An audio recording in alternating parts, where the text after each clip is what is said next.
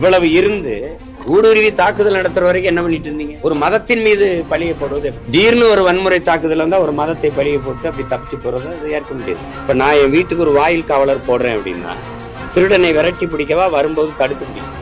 திருட வரும்போது தடுத்து பிடிக்கவா, திருடிட்டு போகும்போது விரட்டி பிடிக்கும்? நீங்க சொல்லுங்க.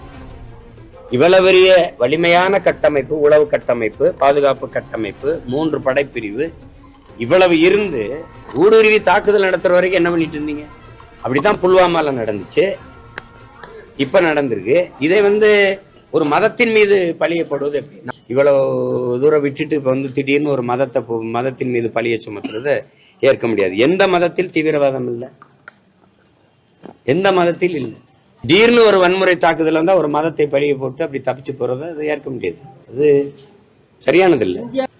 தொடர்ந்து எல்லாம் கூட்டணி பேச்சுவார்த்தை நடந்துகிட்டே இருக்கு. ஆல்ரெடி ஒரு கூட்டணி அமைஞ்சிருச்சு, பாரதிய ஜனதா கூட்டணி அதிமுகவோட. திமுக அவங்க கூட்டணியில தான் இருக்காங்க, எங்க கூட விலகல யாரும் அப்படின்னு சொல்லியிருக்காங்க. ஆனால் சீமான் அவர்கள் தொடர்ந்து எனக்கு கூட்டணியே கிடையாது அப்படின்னு சொல்லியிருக்காங்க.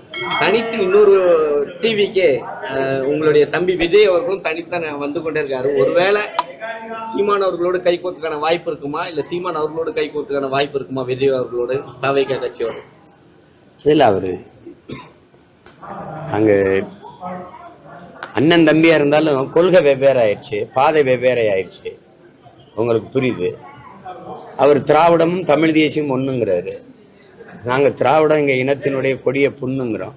நாங்க தமிழ் தேசியம்தான். எங்களுக்கு இங்க இருக்க வேண்டியது, இருந்திருக்க வேண்டியதே தமிழ். இது தேசம், தமிழ் தேசம். இங்க இருக்க வேண்டிய அரசியல் தமிழ் தேச அரசியல்ங்கிறோம். அண்ணன் தம்பின்னு உறவு தான் இருக்கு, கொள்கை உறவு ஒண்ணும் இல்லை. அப்ப புரியுது உங்களுக்கு? அதனால அதை பேசி பயன் இல்லை.